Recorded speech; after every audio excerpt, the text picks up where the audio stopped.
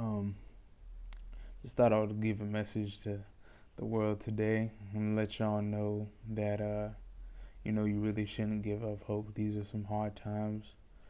Been looking in the news recently, seeing things like viruses and I mean, killing is normal now, but I mean, quote unquote normal. But one thing new that I'm seeing is just the blind acceptance of the times. You know what I mean? Because now there's some things that are just there's new things going on where it's to the point where it is now in these recent months, maybe recent years, it would be more surprising to go a month without a mass murder or a a tragedy. It'd be more odd for a tragedy not to occur than to have a month where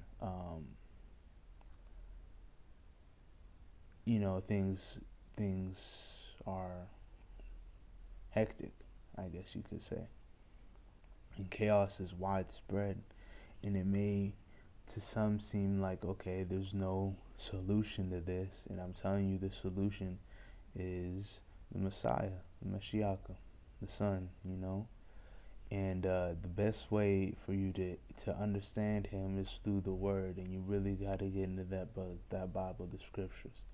It'll really get you out of it, because once you start seeing things for what they are and seeing that we're in those times, you'll really begin to understand that it's time to really make a change within self. Because you could sit here and hope that society changes, you could say this and that and do this and that, but until you change yourself, like, you're always gonna have that pretty much desire to have peace, and you gotta find peace within first, because you can't help anybody until you help yourself.